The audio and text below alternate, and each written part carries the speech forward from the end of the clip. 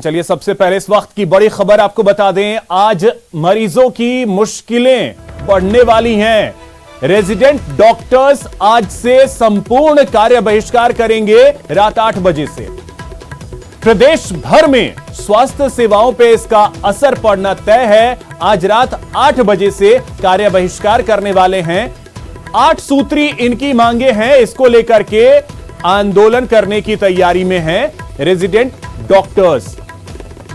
हालांकि प्रशासन अपनी तरफ से मनाने की तैयारी में है, लगातार मनाने की कोशिशें भी चल रही हैं, लेकिन 8 सूत्री मांगे और इसको लेकर 8 बजे से यानी अब से महज 1 घंटे बाद से कार्य बहिष्कार करने वाले हैं। प्रदेश भर में स्वास्थ्य सेवाएं जो हैं वो ठप हो जाएंगी।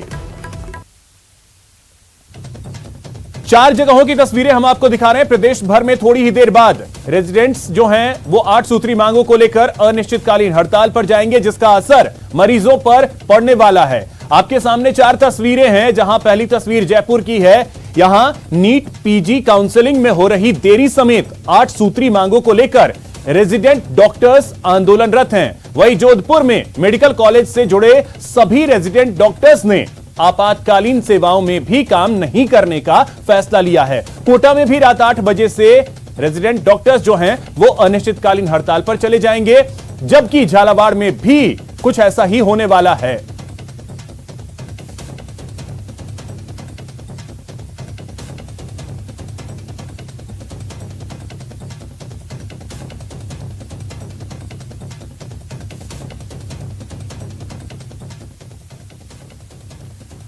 तो चलिए अब आपको यह भी दिखाते हैं कि रेजिडेंट डॉक्टर्स जो हैं उनकी मांगे क्या क्या हैं। तो मांगों की अगर बात कर ली जाए तो उनकी सबसे प्रमुख मांग जो है वो ये है कि नीट पीजी परीक्षा की काउंसलिंग जल्द से जल्द करवाई जाए। इसके अलावा पेपर प्रेजेंटेशन थीसिस सबमिट में रियायत दी जाए।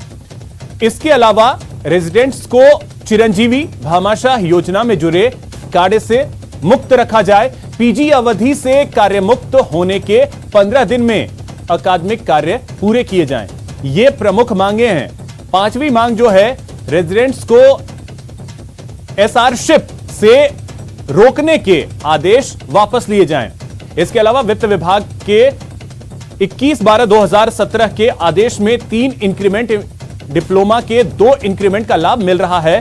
झालावाड़ मेडिकल कॉलेज में 2019 बैच की फीस विसंगति मामले का निस्तारण किया जाए। राज्य के मेडिकल कॉलेजों में प्री पैरा क्लिनिकल विषयों में सीटें नहीं होने से पीजी में परेशानी होती है। तो इन तमाम परेशानियों को दूर करने की मांग जो है वो की जा रही है।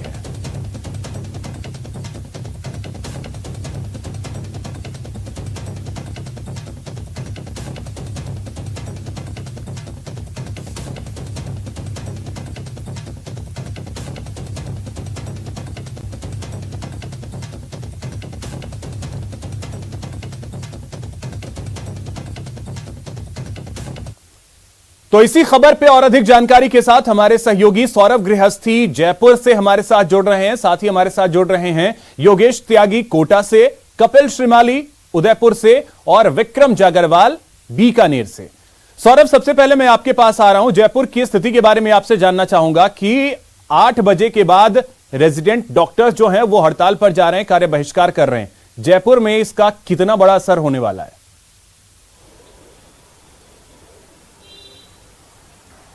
जी बिल्कुल, देखिए अगर रेजिडेंट डॉक्टर्स हड़ताल पर जाते हैं तो मुश्किलें बढ़ना तय है। अस्पताल की जो स्वास्थ्य सेवाएं हैं वो पूरी तरह से खराब जो है वो हो जाएंगी, क्योंकि रेजिडेंट डॉक्टर्स जो हैं वो अस्पतालों की रीढ़ की हड्डी होते हैं और लगातार सबसे ज़्यादा काम जो है वो रेजिडेंट डॉक्टर्स ही करते हैं। मरीजों की तमाम तरह की जो समस्याएं हैं उनको सबसे पहले रेजिडेंट डॉक्टर्स ही सुनता है, और अगर वे ही काम पर से बहिष्कार कर देंगे तो मुश्किलें बढ़ना बिल्कुल लाजमी है। लेकिन इस वक्त का अपडेट मैं दे दूं कि रेजिडेंट डॉक्टर्स की आला अधिकारियों के साथ वार्ता जो है वो लगातार जारी है, और अभी ये बताया जा रहा है कि अगर उनकी मांगों पर लिखित आश्वासन राज्य सरकार द्वारा दे दिया जाएगा तो वो हड़ताल जो है वो वापस ले सकते हैं और कल सुबह 8 बजे से काम पर भी लौट सकते हैं। लेकिन जिस प्रकार से पिछले काफ़ी दिनों से ये जो तमाम रेजिडेंट डॉक्टर्स हैं वो सांकेतिक रूप से हड़ताल कर रहे थे,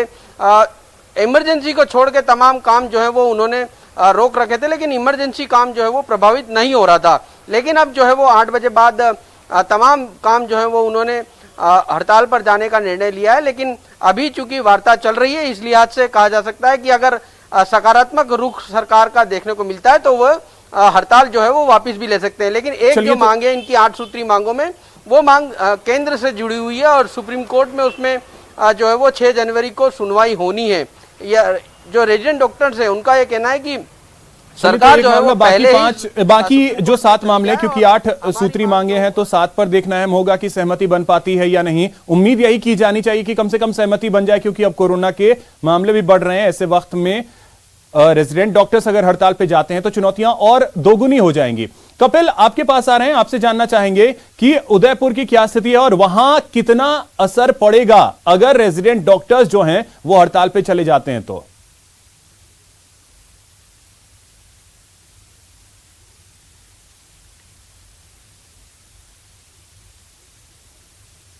कपिल, आवाज मिल रही है आपको मेरी? उतरने वाले तो निश्चित तौर पर जो चिकित्सा व्यवस्था है पहले से ही चरमराई हुई है।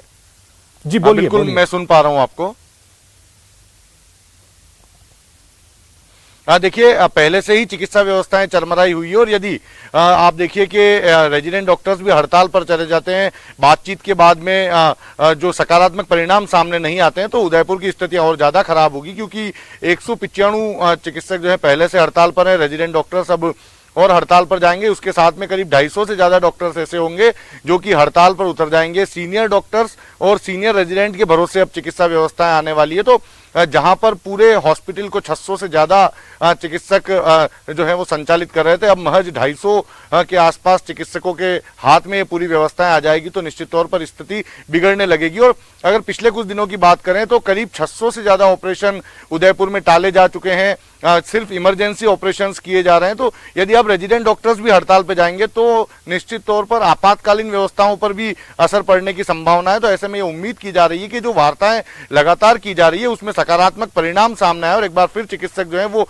अपने काम पर लौटे, ताकि जिस तरह से कोविड के मामले लगातार बढ़ रहे हैं, उदयपुर में भी रोजाना कोरोना संक्रमण के मामले सामने आ रहे हैं, तो ऐसे मरीज जो कि अब हॉस्पिटल में भर्ती हो रहे हैं उन्हें डॉक्टरी जो है परामर्श और चिकित्सकीय परामर्श की जरूरत है। ऐसे में यदि चिकित्सक हड़ताल पर जाएंगे तो स्थितियां और बिगड़ेगी। उदयपुर में पिछले कुछ दिनों से स्थिति लगातार बिगड़ती जा रही है और अब यदि बिल्कुल कपिल, तो चुनौतियां जो हैं वो काफी ज्यादा हो जाएंगी अगर रेजिडेंट डॉक्टर्स जो हैं वो हड़ताल पे चले जाते हैं तो। योगेश, अब मैं आपसे कोटा की स्थिति समझना चाहूंगा, क्योंकि कोटा में हमने ये देखा है कि किस तरीके से कोरोना ने तो कहर बरपाया ही था, अब केसेस फिर आने शुरू हुए हैं, लेकिन साथ ही साथ मौसमी बीमारियां, उससे निपटना भी एक बहुत बड़ी चुनौती रही है।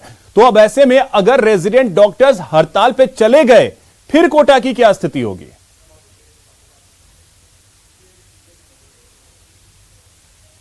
देखिए, मैं बताना चाहूँगा कि अगर कोटा की बात करें तो कोटा में डेंगू ने पहले ही डेंगू का जो असर है वो बहुत ज़्यादा है। डेंगू ने कहर बरपाया हुआ है कोटा के अंदर। कोटा मेडिकल कॉलेज जो है उसके तकरीबन 200 रेजिडेंट डॉक्टर्स हैं, वो इस दौरान हड़ताल पर जा सकते हैं और अगर वो हड़ताल पर चले जाते हैं तो जो चिकित्सा व्यवस्था है वो बहुत बुरी तरीके से चरमरा जाएगी, क्योंकि संभाग का सबसे बड़ा अस्पताल है एमबीएस और यहाँ पर जो दूसरे राष्ट्र हैं वहाँ से भी लोग आते हैं इलाज के लिए, दूसरे शहरों से भी लोग आते हैं इलाज के लिए। लेकिन ऐसे में अगर रेजिडेंट डॉक्टर्स हड़ताल पर चले जाते हैं तो अपने आप में बहुत चुनौतीपूर्ण हो जाएगा जो सीनियर डॉक्टर्स हैं उनके लिए जो मरीज भार है उसको झेलना। क्योंकि आपको बता दें कि जो कोटा का एमबीएस अस्पताल है इसमें वैसे भी मरीजों की जो तादाद है वो ज़्यादा रहती है और जो रेजिडेंट डॉक्टर्स होते हैं वो कहीं ना कहीं जो हर अस्पताल होता है उसकी बैकबोन होती है, बैकबोन कहे जाते हैं रेजिडेंट डॉक्टर। ऐसे में रेजिडेंट डॉक्टर्स का हड़ताल पर जाना अपने आप में बड़ा दिक्कतदेह साबित हो सकता है चिकित्सा विभाग के लिए।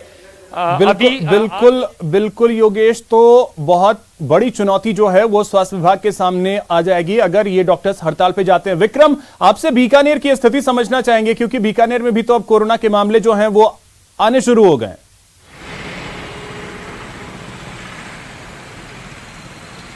बिल्कुल अभिषेक, अगर बीकानेर की बात करें तो बीकानेर संभाग का सबसे बड़ा पीबीएम अस्पताल जो है वो इन दिनों वहाँ पर पूरी तरीके से व्यवस्थाएं जो है वो चरमराई हुई है, क्योंकि पिछले काफ़ी दिनों से रेजिडेंट डॉक्टर जो है वो अपनी 8 सूत्रीय मांगों को लेकर जो है वो कार्य बहिष्कार पर चल रहे हैं। पहले उन्होंने आउटडोर और जो वार्ड्स हैं उनका बहिष्कार किया था, लेकिन बाद में उन्होंने ऑपरेशन थिएटर का जैसे ही बहिष्कार किया तो उसके बाद से जो है स्थितियाँ बड़ी विकराल हो गई है, क्योंकि पूरे संभाग भर से यहाँ मरीज आते हैं और ऐसे में कोरोना केसेस भी जिस तरीके से बीकानेर में बढ़ रहे हैं तो कहीं ना कहीं स्वास्थ्य विभाग के लिए बिल्कुल विक्रम, तो उम्मीद यही होगी कि बातचीत जो चल रही है वो सफल रहे। फिलहाल बहुत शुक्रिया विक्रम, योगेश और कपिल, आप तीनों का बहुत शुक्रिया तमाम जानकारी के लिए। लेकिन सौरभ, आप हमारे साथ बने रहें, अगली खबर पे आपसे और अधिक जानकारी की जरूरत होगी।